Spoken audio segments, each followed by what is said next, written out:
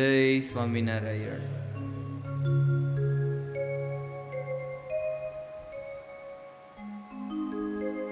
શ્રીજી મહારાજના નવ દીક્ષિત સંત એક જ વર્ષ થયું હતું ને, હજુ 1.5 વર્ષ. સદગુરુ બ્રહ્માનંદ સ્વામી અને એમના એ સવૈયા, છંદ, ખટ વિધાન, અષ્ટ વિધાન, ગુઢાર્થ કાવ્યો વગેરે સાંભળી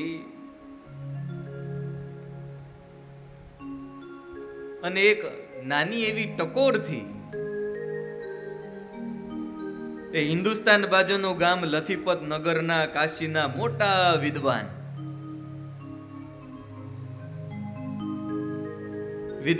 એ કાવ્ય શાસ્ત્રી ચંદીલાલ શર્મા એ સત્સંગી થઈ ગયા.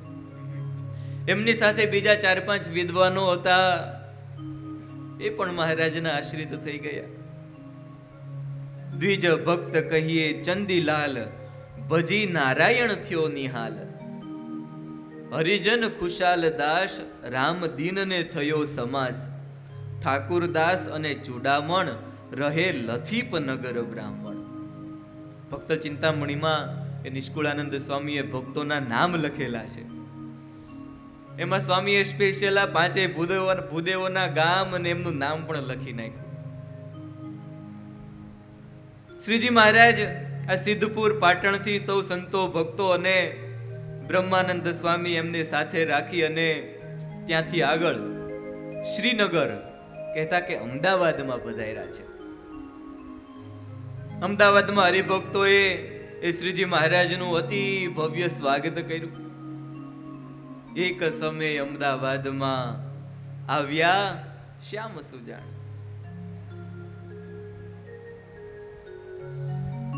શ્રીજી મહારાજની આગતા સ્વાગતા કરી, ખૂબ ભાવભેરું સ્વાગત કર્યું. સંતો ભક્તોને વગેરેને એ ઉતારાની વ્યવસ્થાઓ પણ કરાવી. બધા શ્રીજી મહારાજના દર્શન તો કરે, પણ સાથોસાથ સંતો ભક્તોને પૂછતા જાય કે આમાં એ બ્રહ્માનંદ સ્વામી કોણ છે? હવે ત્યારે તો આજના જમાનાની જેમ સોશિયલ મીડિયા નહોતું કે એકાદશીના દિવસે દીક્ષા લીધી હોય અને ફોટા આખા બ્રહ્માંડમાં જતા રહે કે આનું નામ આવા સ્વામી રાખેલું છે. અને હજુ એમાં બ્રહ્માનંદ સ્વામી નવા સાધુ થયેલા, 1.5 વર્ષ થયેલું. એટલે બધા અમદાવાદના ભક્તો એ અન્ય બીજા સંતોને, હરિભક્તોને પૂછતા જાય કે શ્રીજી મહારાજના દર્શન તો થયા, પણ આમાં એ બ્રહ્માનંદ સ્વામી કોણ?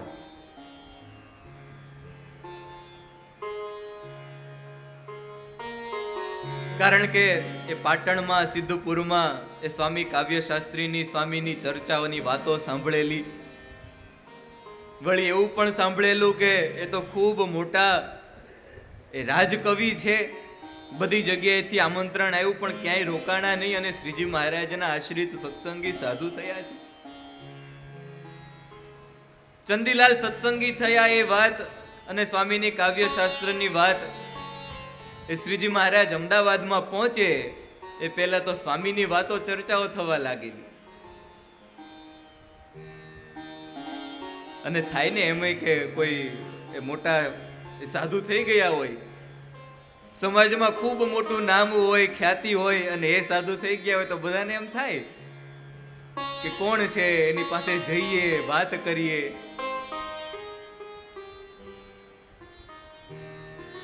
આખા અમદાવાદમાં ચર્ચા થવા લાગી કે આવા કોઈ બ્રહ્માનંદ કરીને સ્વામી છે સ્વામિનારાયણ પાસે, ખૂબ સારી એ કાવ્યશાસ્ત્રની ચર્ચાઓ કરે છે.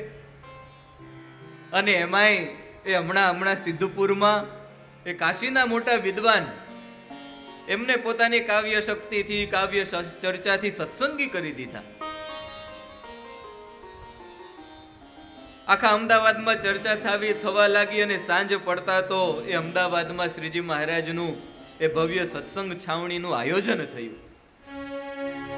સદગુરુ બ્રહ્માનંદ સ્વામીની પ્રખ્યાતિ સાંભળી એ આખા અમદાવાદમાંથી એ ટોળે ને ટોળે માનવ મહેરામણ આવવા લાગ્યો. મહારાજના દર્શન તો કરે, પણ સાથે સાથે શ્રીજી મહારાજ એ બ્રહ્માનંદ સ્વામી એમના પણ દર્શન કરે. એ શ્રીજી મહારાજ છાવણીમાં એ વિશાળ ચંદનીની મધ્યે સરસ મજાનું મોટું સિંહાસન, હવે અમદાવાદ જેવું શહેર હોય, ઘણા રાજ રજવાડાઓ રહેતા હોય અને ત્યાંના હરિભક્તો પણ મોટા મોટા હોય. મહારાજને સરસ મજાના એ સિંહાસન ઉપર વિરાજમાન કર્યા. બધા એક પછી એક સંતો ભક્તો મહારાજ પાસે આવતા જાય, એ દંડવત પ્રણામ પગે લાગતા જાય.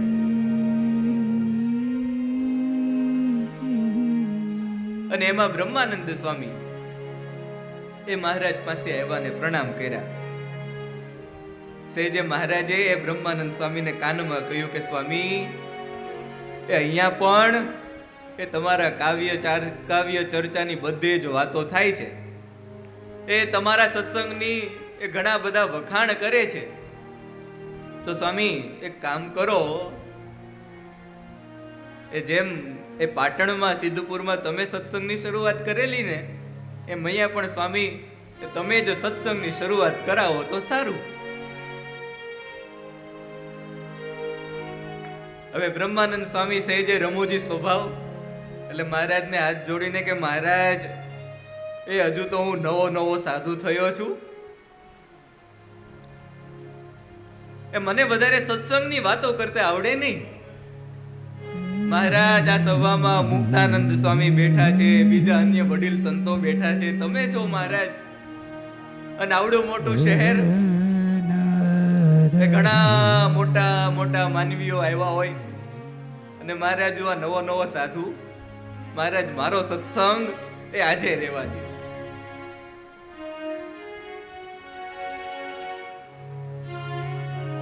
હવે મહારાજ તો અંતર્યામી, મહારાજ જાણતા હોય કે સભામાં એ કોણ કેવી આશાથી આવ્યું છે. એટલે મહારાજ કહે સ્વામી, એ અમે આજ્ઞા કરીએ એટલે વાતો કરવા માંડવી, એમાં બહુ આનાકાની કરવી નહીં. એ આ સભામાં એ તમને આટલી બધી મેદની દેખાય છે ને, એ કોઈ સત્સંગ કરવા નથી આવી, એ આમાંથી ઘણા એવા છે કે તમારી સાથે એ કાવ્ય ચર્ચાઓ કરશે.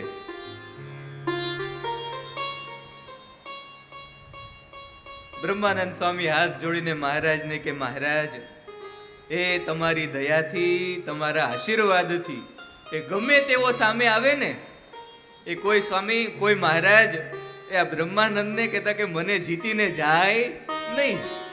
મહારાજ, આ તમારા આશીર્વાદથી, તમારી દયાથી એટલું તો હું ભણેલો છું.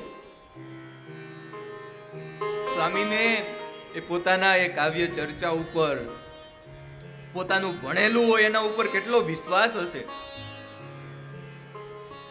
નહીતર તો યુદ્ધ કરવા જવું હોય ને એમ કે ભાઈ ઘડીક વાર ઉભા રહ્યો, હું તલવારને એ ધાર કાઢતો આવું, હે, એમ નો જીતાય યુદ્ધ. એ તો બધું એ અંદરથી સ્ફુરી આવતું હોય, સહેજ એ બધું યાદ રાખેલું હોય. અમે પાઠશાળામાં જઈએ, પાઠશાળામાં સ્પેશિયલ ઉપદેશના કીર્તનો, મૂર્તિના કીર્તનો, ભક્ત ચિંતામણીના 2-3 પ્રકરણો, 5-7 વચનામૃત, એટલા ફરજિયાત કંઠે કરવાના ને કરવાના. શું કામ? કોઈ જગ્યાએ પધરામણીએ ગયા હોય, નાના સાધુ હોય, અને સીધું વડીલ સંતો કે સાધુરામ આજ મારે ઓરડે બોલો, તો જોયા વિના ફટ દઈને એ નીકળી જાય તો એ વડીલ સંતો અને બીજા હરિભક્તો રાજી થાય. વળી કોઈ વડીલ સંતો પૂજા કરતા હોય ને પૂજામાં એ ભક્ત ચિંતામણીના પ્રકરણો બોલતા હોય, આંખો બંધ કરીને મોઢે બોલતા હોય, કંઠસ્થ બોલતા હોય, અને મોબાઈલમાં જોઈને બોલતા હોય, એ બેમાંથી કોની ઉપર વધારે રાજી થાય? જે કંઠસ્થ બોલતા હોય, આજ્ઞા કરે અને ફટ દઈને બોલવા માંડે. નહીતર આજ્ઞા કરે ને ભાઈ કોઈની પાસે એ ચોપડી હોય, પુસ્તક હોય તો લાવો હું બોલું, એ તો ઘણી વાર થઈ ગઈ હોય. બ્રહ્માનંદ સ્વામી કે મહારાજ, એ તમારા આશીર્વાદ અને તમારી દયાથી એ સામે ગમે તેવો મોટો વિદ્વાન આવે ને, એ મહારાજ કોઈ મને જીતીને જાય નહીં. મહારાજ કહે તો સ્વામી એ કરો એ આજના સત્સંગની શરૂઆત. બ્રહ્માનંદ સ્વામી તો હરપળ તૈયાર. જેને જેને કાવ્ય ચર્ચા કરવી હોય સ્વામી મનમાં વિચારે કે આવી જાય. મહારાજની આજ્ઞા થઈ એટલે એ બ્રહ્માનંદ સ્વામીએ એ પોતાની ખુરશી હતી એ લઈ અને સભા વચ્ચે ગોઠવી. સ્વામી તો શુરવીર, એ કોઈના રોકાય નહીં. કેટલા બધા મનાવવા આવેલા બ્રહ્માનંદ સ્વામીને, પણ બધાને આમ તલવાર લઈને કાપતા હોય ને એવા કીર્તનો બોલે. સ્વામીએ બધા ભક્તોને ભગવત વાર્તા કરી. એ સભાજનોને પોતાના રચેલા કીર્તનો ઉપર ઉપદેશ અને પુરુષોત્તમ નારાયણના એ પ્રગટ થયા છે તેની પીછાણ કરાવવા લાગ્યા.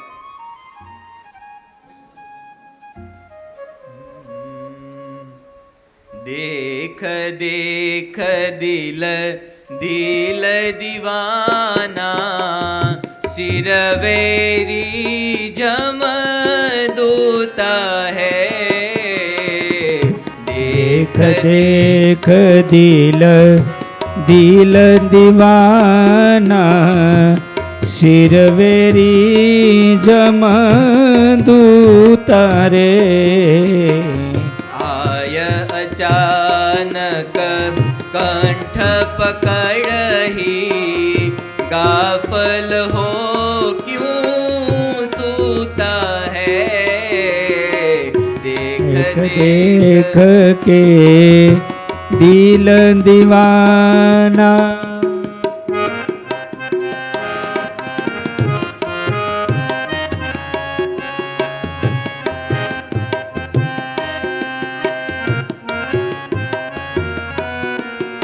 સ્વામી સભામાં કહેવા લાગ્યા. હવે મહારાજે ઉપદેશની વાતો કરવાની શરૂઆત કરેલી. સ્વામી કહેવા લાગ્યા કે અરે એ બધા પોતાના દિલમાં વિચારીને જુઓ તો ખરા, એ જમદૂત છે એ કોઈના સગા નથી થવાના.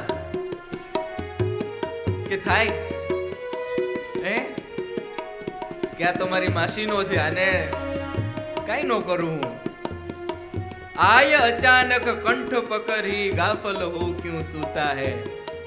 अरे આ જગતના માર્ગે તું જીવ એ ગાફલ થઈને શું સૂતો છે. એ કોઈની રાહ નહીં જોવે. એ ગમે ત્યારે આવીને અચાનક બોચી પકડી લેશે અને એકવાર એના હાથમાં આવ્યો પછી એ છૂટવાનો નથી. પાપ કરત પીછે નહીં જોતા ममता के रथ जूता है. पाप करत पीछे नहीं जोता ममता के रथ जूता रे. हरि का भजन सो रुदे नहीं आया. हरि का भजन सो रुदे नहीं आया. हरि का भजन सो रुदे नहीं आया. हरि का भजन सो रुदे नहीं आया. माया कर दम खूता है. देख देख दिल दिल दीवाना सिरवेरी जम दूता रे. देख देख दिल दिल दीवाना.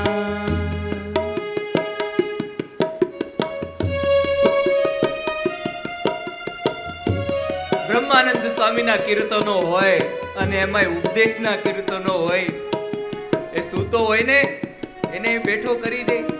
એ આપણે આગળ વાત કરેલી કે પેલા ભગતને એ દૂધ પીવાના સંકલ્પો થતા હતા, તો મહારાજે આજ્ઞા કરી કે બ્રહ્માનંદ સ્વામીના જે કીર્તનો છે એ યાદ કરો અને આખી અમે એ ગઢપુર ન વડતાલ ન પહોંચીએ ને ત્યાં સુધી એ સ્વામીના કીર્તનો ગાજો.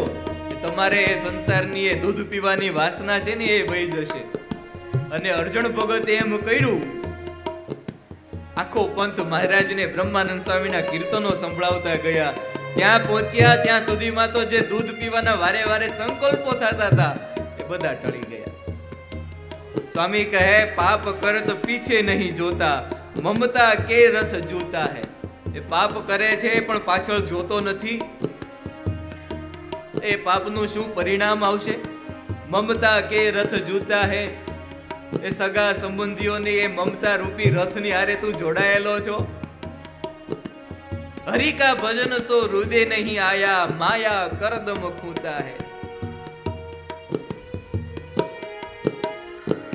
संतन को मार्ग नहीं सूझत, पूजत भैरव भूता है.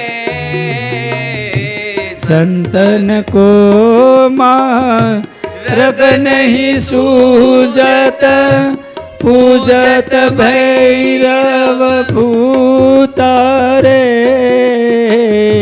ब्रह्मानंद कहे और कहाँ कहूँ, ब्रह्मानंद कहे और कहाँ कहूँ. गुरु मिल्या सोई धूता है. देख देख दिल दिल दीवाना, शिरवेरी जम दूता है. देख देख दिल दिल दीवाना. બ્રહ્માનંદ સ્વામી આમ પોતાની એક પછી એક કાવ્ય શક્તિથી એ સત્સંગ કરાવતા જાય. બ્રહ્માનંદ સ્વામી વળી પાછું સમજાવતા પણ જાય.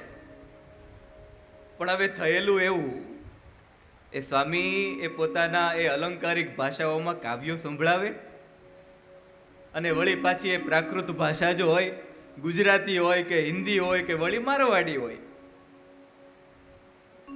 એ સભામાં એક ઇતર સંપ્રદાયમાં પ્રખર વિદ્વાન શાસ્ત્રીજી બેઠેલા અને એ સ્પેશિયલ બ્રહ્માનંદ સ્વામીની એક્ઝામ લેવા માટે આવેલા.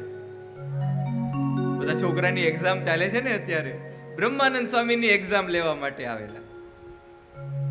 સભામાં ઊભા થયા અને સ્વામીને વાત કરી કે સ્વામી શ્રી, એ આપ શ્રી એ વાતોમાં ભાષા કાવ્યને એ વખતો વખત સંભળાવો છો. એ વારે વારે કઈ વાત કેવી હોય તો પેલું ભાષા કાવ્ય મૂકો ને પછી વાત કરો છો. પણ બ્રહ્મ મુનિ, એ ભાષા કાવ્ય તો બીજા નંબરનું છે. શું કહ્યું? આ ભાષા કાવ્ય તો એ બીજા નંબરનું છે, પણ પ્રથમ નંબરે તો સંસ્કૃત કાવ્ય આવે અને એ સર્વ ભાષાનું મૂળ કહેવાય. હવે સંસ્કૃત સર્વ ભાષાની જનની કહેવાય ને. બ્રહ્માનંદ સ્વામીને કહે કે સ્વામી, એ તમે વારે વારે ભાષા કાવ્ય લાવો છો પણ એ તો બીજા નંબરનું છે. એ સૌથી પહેલું તો એ સંસ્કૃત કાવ્ય કહેવાય. બ્રહ્માનંદ સ્વામીને ખ્યાલ આવી ગયો કે આજે મહારાજે વળી પાછી અમદાવાદમાં પણ શું કામ આજ્ઞા કરી. સ્વામીએ મહારાજની સામુ આમ દ્રષ્ટિ કરી. મહારાજ કે સ્વામી, એ જેવો જવાબ આપવો હોય ને એવું આપી દો આજે.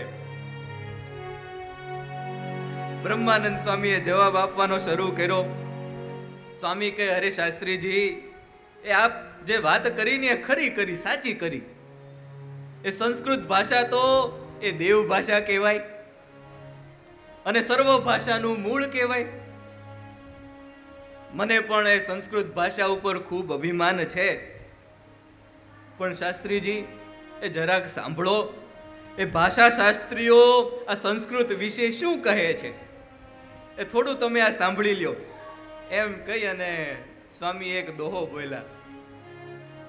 ભાષા સો શાખા જ હૈ, સંસ્કૃત है मूल. भाषा सो शाखा ज है, संस्कृत है मूल. कहता કે ભાષા જે છે એ બધી એ શાખા, કહેતા કે ડાળીઓ છે, પણ સંસ્કૃત એનું મૂળ છે. પેલા પંડિતજી કે હા, સંસ્કૃત મૂળ જ છે, બીજી બધી ભાષા તો એની ડાળખીઓ કહેવાય. સ્વામી કે સાંભળો, એ ભાષા સો શાખા જ है, संस्कृत है मूल. मूल रहत है धूल में, शाखा में फल फूल. મૂળ ક્યાં રહી? હે? શાખા મેં ફળ ફૂલ. અને શાખામાં શું હોય? અત્યારે કેની સીઝન છે? સીતાફળની. મૂળ રહેત હૈ ધૂળ में, शाखा में फल फूल. બ્રહ્માનંદ સ્વામી કહે, શાસ્ત્રીજી, એ અમને સંસ્કૃત ભાષા ઉપર તો ગર્વ છે, પણ ઝાડ ગમે એટલું મોટું હોય, એના મૂળ ક્યાં હોય? ધૂળમાં. અને એના શાખાઓમાં જ ફળ લાગેલા હોય, અને ફળ હોય એની જ મીઠાશ બધા લઈ શકે. અને એનો જ લાભ, આ અમારા ભાષા કાવ્યનો લાભ. હવે અહીંથી હું સંસ્કૃતમાં કાવ્ય બોલતો હોય, એમાં કોઈને ખબર પડે? પણ આમ બ્રહ્માનંદ સ્વામીના એક કાવ્ય તમે વાંચ્યું, હે, બધી આમ ગતાગમ પડવા મળે. શાસ્ત્રમાં શું લખ્યું છે, સ્વામી શું કહેવા માંગે છે. સ્વામી કહે, શાસ્ત્રીજી, એ ઝાડના મૂળ તો કઈ ચવાતા નથી, પણ જેની શાખાઓમાં ફળ લાગેલા હોય ને, એ ફળ જ ખાવા જેવા હોય. પણ આપ જેવા વિદ્વાન પુરુષને એ ભાષા કાવ્ય કદાચ જરૂર એ નીરસ લાગે, પણ લોક ભોગ્ય તો એ ભાષા કાવ્યો જ છે. અને એથી જ ભાષા કાવ્યનો એ લાખો લોકો, જન સમાજ એ સ્વાદ લઈ શકે. અને વિદવત ભોગ્ય કાવ્ય તો માત્ર એ તમારી જેવા વિદ્વાનો હોય એ કદાચ જાણી શકે. અને અમે આ ભાષા કાવ્યોમાં જે જે વાતો કરીએ છીએ ને, એ બધી જ સંસ્કૃત ગ્રંથોમાંથી એ સરળ રીતે લોકોને સમજાય એ રીતે વાતો કરીએ છીએ.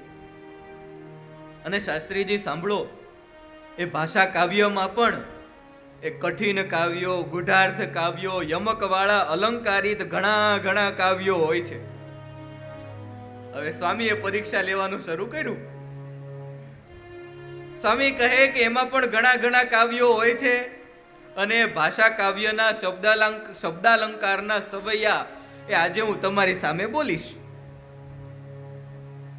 એમાંથી આપ એ ફક્ત એમાંથી કોઈ એક સવૈયાનો અર્થ કરી દેશો ને, અર્થ તો દૂર પણ ભાવાર્થ કરી દેશો ને, એ તો પણ હું નમી જઈશ. બસ.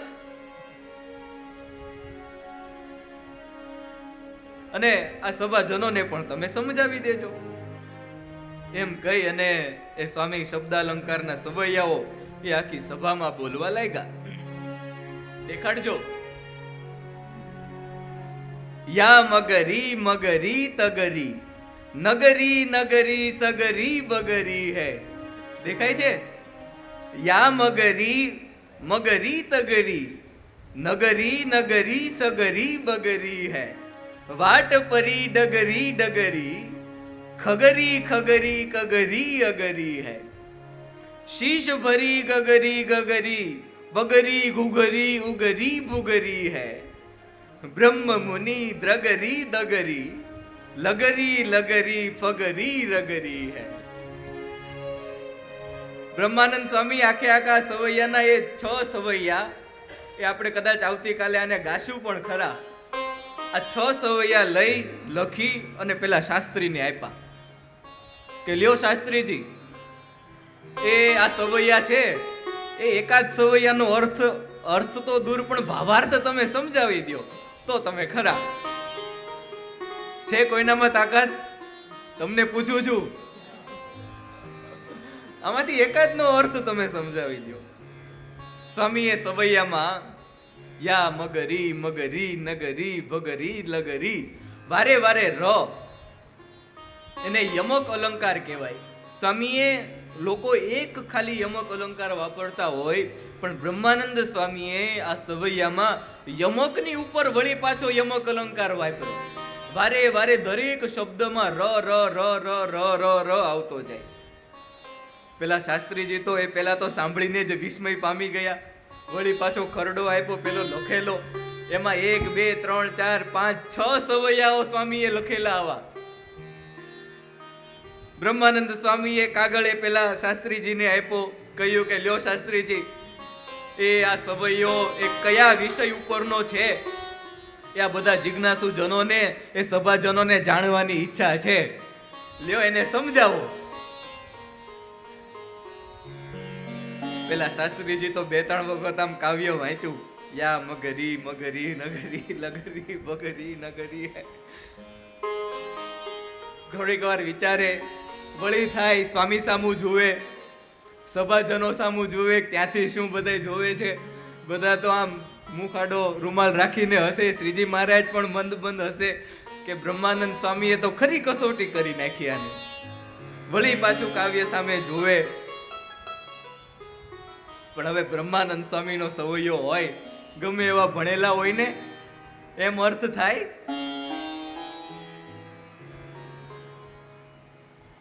પેલા વિદ્વાન શાસ્ત્રી એ સ્વામીના સવૈયાનો એ શબ્દાર્થ તો દૂર, પણ ભાવાર્થ પણ કહી શકાય નહીં.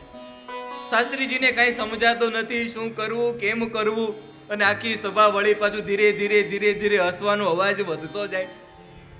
મહારાજે કહ્યું કે બધા, મહારાજને થયું કે આ બધા વધારે હસે, અને એમાં આવા મોટા વિદ્વાન શાસ્ત્રી ભૂદેવ હોય એનું અપમાન જેવું જણાય.